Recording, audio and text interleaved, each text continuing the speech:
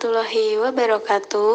Kami dari kelompok 7 kelas 3 PGSD A1 dengan anggota yang pertama Bunga Ristiana, yang kedua Alma Dwi Novitasari, yang ketiga Fernanda Dita Aulia, dan yang keempat Muhammad Ali Irham. Dalam slide ini kita akan membahas mengenai psikologi perkembangan yang berjudul Teori Etologi dan Perannya Terhadap Perkembangan, dengan beberapa subjudul di antaranya. Yang pertama, pengertian teori etologi. Yang kedua, teori perkembangan etologi. Yang ketiga, tokoh-tokoh teori perkembangan etologi. Dan yang keempat, ada fase kelekatan perkembangan manusia dalam teori etologi perkembangan.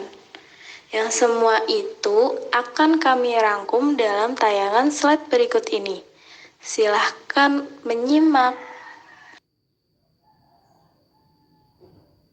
Pengertian teori etologi. Pengertian teori etologi.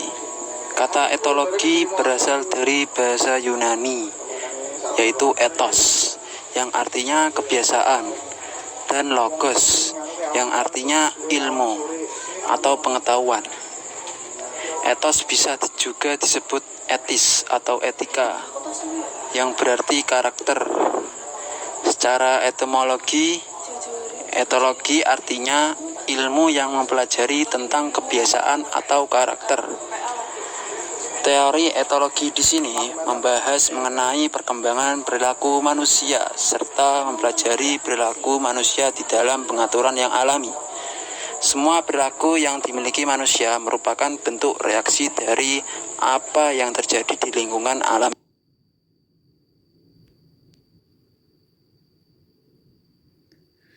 Teori perkembangan etologi. Teori etologi merupakan sebuah studi mengenai tingkah laku, khususnya tingkah laku hewan. Teori ini juga menekankan bahwa kepekaan kita terhadap jenis pengalaman yang beragam berubah sepanjang rentan kehidupan. Dengan kata lain, ada periode kritis atau sensitif bagi beberapa pengalaman. Etologi menekankan bahwa perilaku sangat dipengaruhi oleh biologi, terkait dengan evolusi dan ditandai oleh periode penting. Konsep periode penting atau critical period adalah suatu periode tertentu yang sangat dini dalam perkembangan yang memunculkan perilaku tertentu secara optimal. Sedangkan untuk para etolog adalah para pengamat perilaku yang teliti. Mereka yakin bahwa laboratorium bukanlah setting yang baik untuk mengamati perilaku. Mereka mengamati perilaku secara teliti dalam lingkungan alamiahnya seperti di rumah, taman bermain, tetangga, sekolah, rumah sakit, dan lain-lain. Tokoh-tokoh teori perkembangan etologi. Yang pertama, teori etologi Lawrence dan Nicotin Bergen. Teori ini menggambarkan respon emosional yang dapat diamati dan dapat diarahkan pada 4 pertanyaan dasar, yaitu evolusi, perkembangan, penyebab, dan fungsi dari perbandingan yang dapat dilihat melalui perilaku-perilaku tertentu dengan tujuan pengklasifikasian. Yang kedua ada teori etologi John Bowlby. Bowlby banyak melakukan penyelidikan terhadap hewan untuk memperkuat teorinya. Penyelidikan yang dilakukan terhadap tingkah laku hewan dalam hubungannya dengan perkembangan secara evolusi disebut sebagai etologi. Di samping menggunakan etologi, Bowlby juga menerangkan dengan dasar teori naluri. Fase kelekatan perkembangan manusia dalam teori etologi perkembangan. Menurut Bowlby, perkembangan kelekatan dibagi menjadi 4 fase, yaitu sebagai berikut. Yang pertama ada indiscriminate sociability. Fase ini dimulai pada anak berusia 2 bulan atau masih pada usia bayi.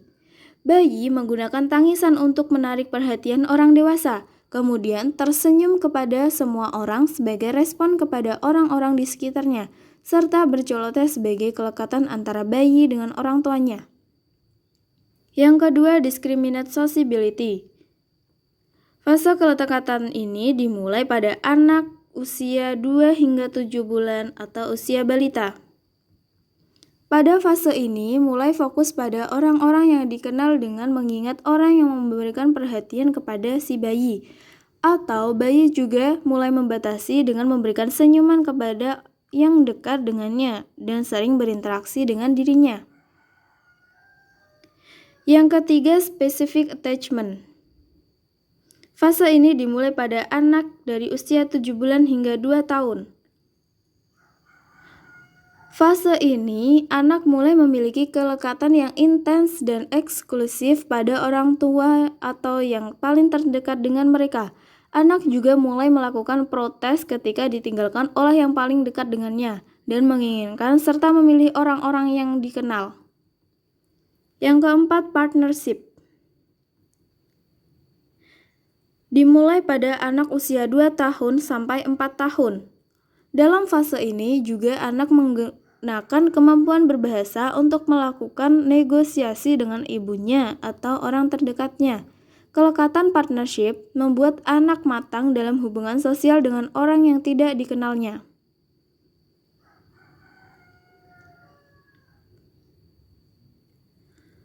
John Bowlby juga menjelaskan pola-pola pada kelekatan, yaitu sebagai berikut. Yang pertama, pola aman atau secure attachment. Pola ini terbentuk dimulai dari interaksi antara orang tua dan anak. Di sini anak merasa aman dan percaya terhadap figur orang tua yang memberikan selalu kasih sayang, kenyamanan, dan perlindungan. Yang kedua ada pola melawan atau ambivalent atau resistant attachment. Pola ini terbentuk dari orang tua dan anak di mana anak merasa tidak percaya atau kurang percaya terhadap orang tuanya dikarenakan tidak pasti dalam memberikan responsif atau membantu anak ketika membutuhkannya dengan cepat. Dalam hal ini, anak merasa cemas sehingga muncul ketidakpastian yang terkadang tidak siap dalam hal membantu, sehingga pada anak-anak akan menimbulkan kesulitan dalam berhubungan dengan orang lain akibat ketidaksediaan orang tuanya. Yang ketiga, pola menghindar atau avoidant attachment. Pola kelekatan ini terjadi karena dimulai dari penolakan orang tua atau menghindar yang mengakibatkan anak juga melakukan penolakan. Anak menjadi tidak memiliki kepercayaan diri karena ketika dia mencari kasih sayang tidak mendapatkan respon atau bahkan ditolak.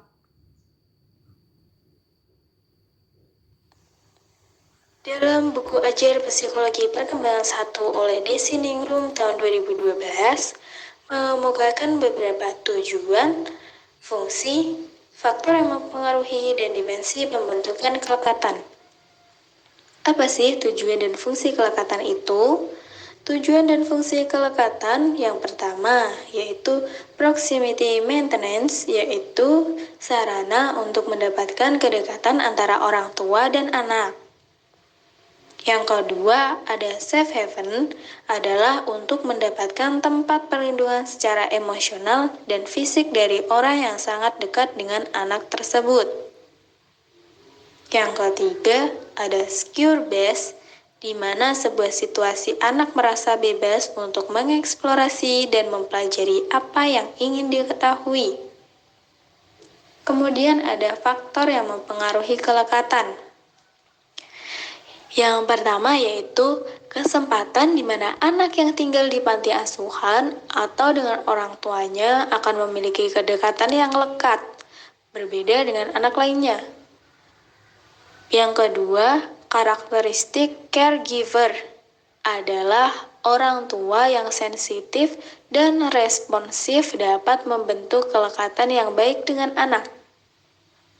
Yang ketiga, karakteristik bayi, di mana biasanya temperamen bayi bisa dari faktor hereditas, mempengaruhi pembentukan kelekatan pada bayi tersebut. Dan yang keempat, ada internal working atau model ibu. Internal working adalah sebuah model pola kelekatan yang ada pada seseorang yang terbentuk sejak bayi dan biasanya hingga dewasa mempengaruhi perilaku pembentukan kelekatan pada orang lain. Berikut tadi merupakan pemaparan materi, teori etologi, dan perannya terhadap perkembangan yang dijelaskan melalui beberapa subjudul. Kami dari kelompok 7 meminta maaf apabila materi yang kami sampaikan masih kurang tepat dan tidak sempurna. Saya ucapkan terima kasih atas perhatiannya dan wassalamualaikum warahmatullahi wabarakatuh.